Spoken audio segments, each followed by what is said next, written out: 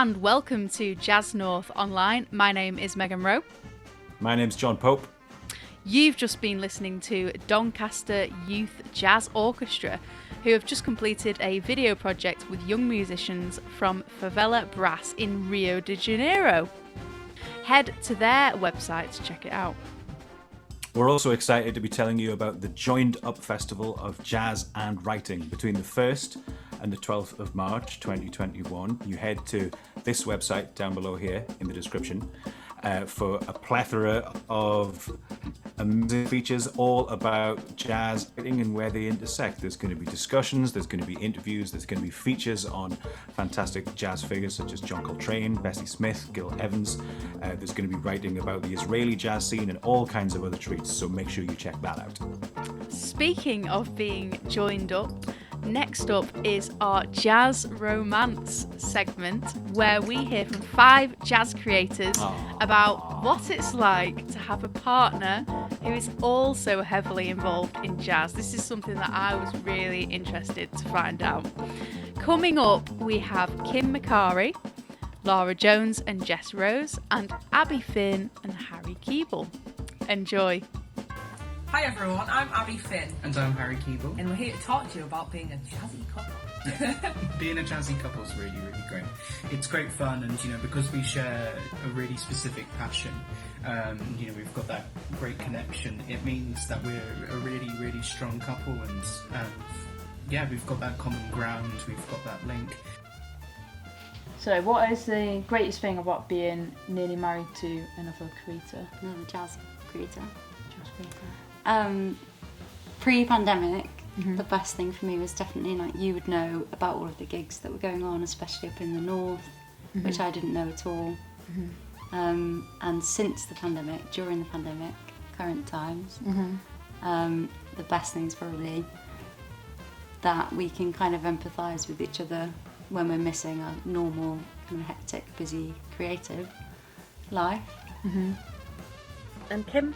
I'm an artist and activist, heavily involved in improvised music, and for the last 7 years I've been married to Riley, who's an improvising saxophonist and a teacher and a composer.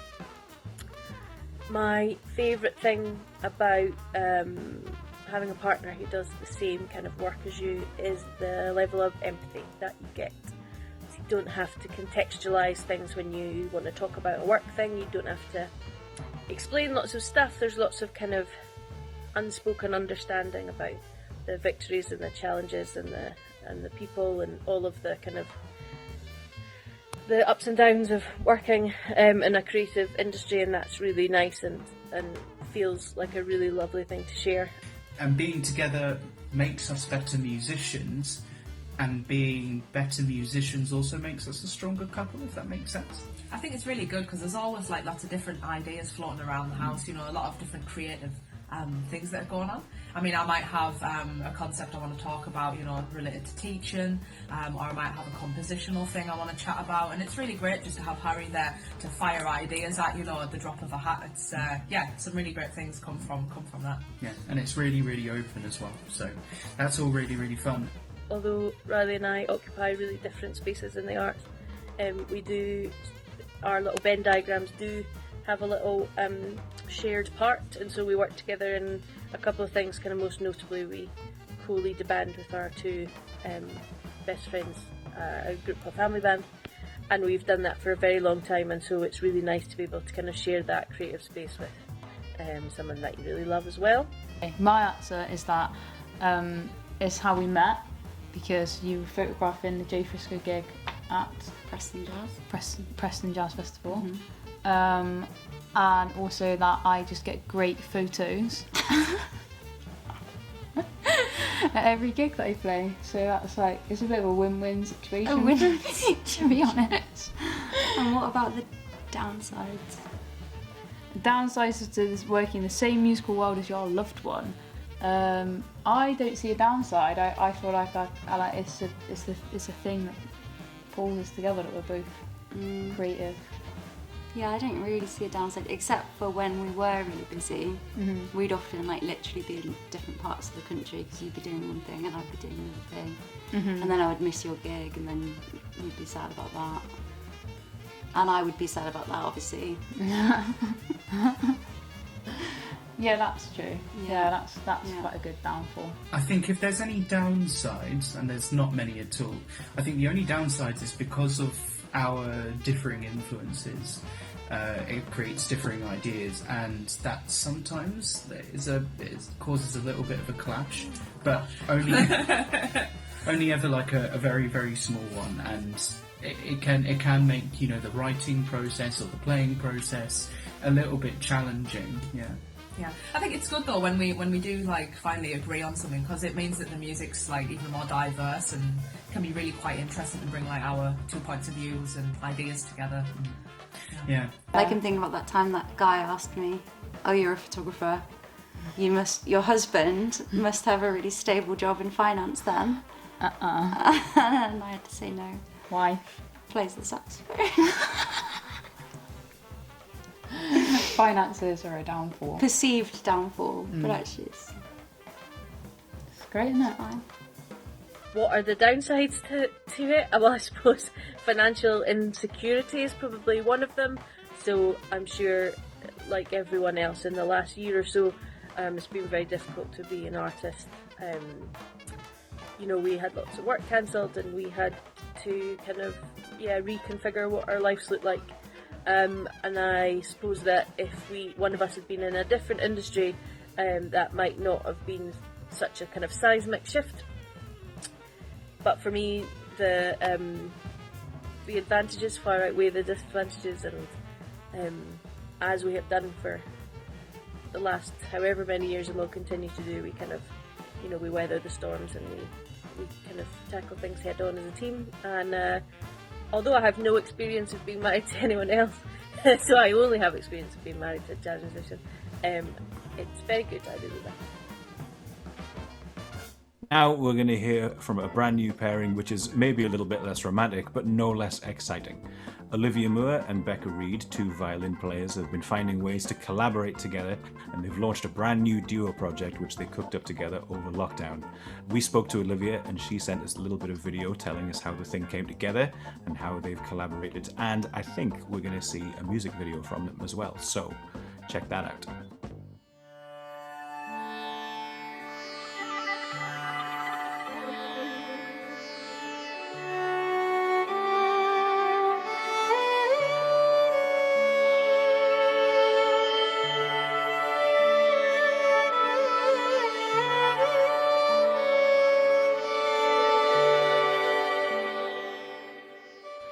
Hi there, I'm Olivia Moore, and this collaboration is with Beka Reid, the violinist who I met through Jazz North at the Jazz North Showcase a few years back at Manchester Jazz Festival.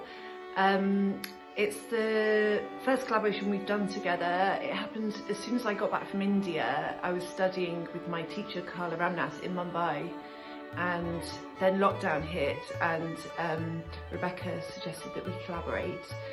She's made some beautiful electronic violin layers that really complement the essence of the song, and the song is in a 6-beat time cycle called DYJA. So we've now officially released it on Spotify, YouTube and Bandcamp, and we have more collaborations coming up this year, so please watch out for those. Thanks.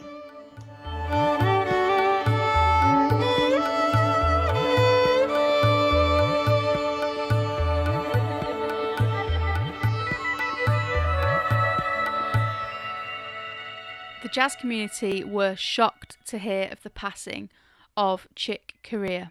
We asked guitarist Kathy Dyson from Bradford to record a tribute for us. Here she is discussing what Chick meant to her and playing the composer's own Crystal Silence.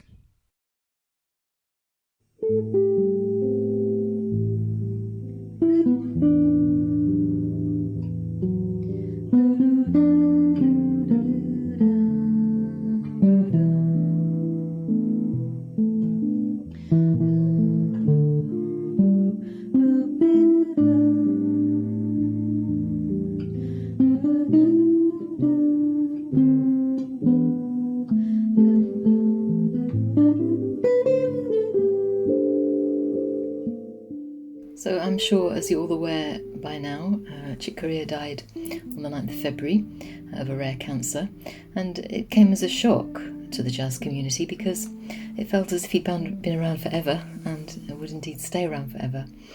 And he was 79, although I thought he was a lot younger. He definitely appeared to be younger, and he definitely appeared to be without any ego. The last gig he did was in early March 2020, and it was with his trio, Trilogy, with Christian McBride and Brian Blade, and it was the last time anybody could tour, really, last March before the pandemic hit. And it was at the Paris Philharmonie, and it was a culmination of another successful European tour for them. And he described the band as not too tight and not too loose, which I think is a great definition.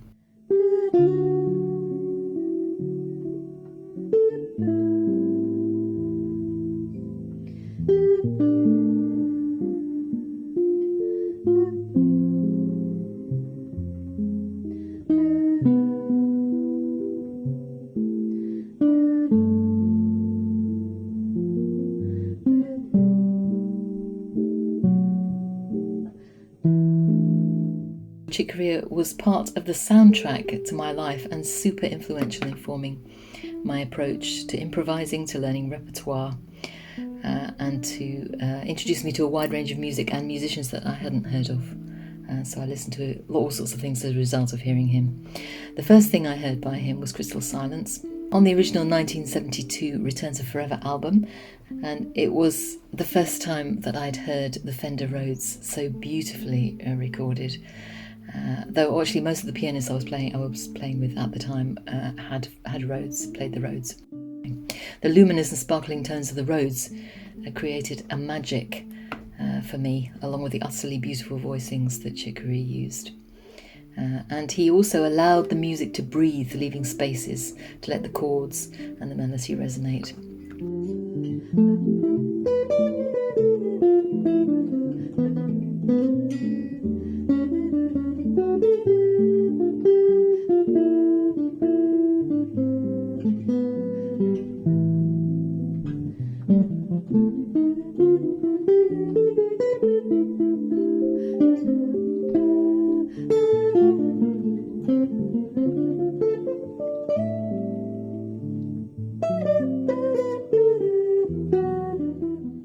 It is also actually at best an extemporization, so the improvisation doesn't go very far from the melody. This is well out of fashion to do extemporizing actually at the moment, but it creates a great sense of oneness with the melody that inspires it. There's something iconic about both the sound of Crystal Silence and the playing itself. It represents a particular point in time, and the acoustic resonances of both instruments are captured beautifully on the old analogue recording process. After hearing A Return to Forever, I went back to listen to Circle, which was more of a free outfit, featuring Anthony Braxton on saxes, Barry Altschul on drums, and Dave Holland on bass. And I was very struck by the creativity and out-there-ness of the band. Anthony Braxton was on it, and I later met Anthony Braxton. He was, and he seemed similar actually. He seemed entirely free of ego and focused on in-the-moment improvisation and interplay between musicians on the same wavelength. That was a real strong sense of the collective. I also first heard Windows then, and I've loved it and played it ever since. Chick called that concert, the Paris concert 1971, when he recorded with that band live, the realisation of a dream, which I suppose is as good as it gets for us jazz musicians, realising a musical dream. He said, Chick Corea said, "I believe that there is no limit to how much one can achieve or how able and competent one can become." And he liked to see himself and his music as a work in progress, continually moving and developing. As such, he's a major inspiration and influence and will not be forgotten.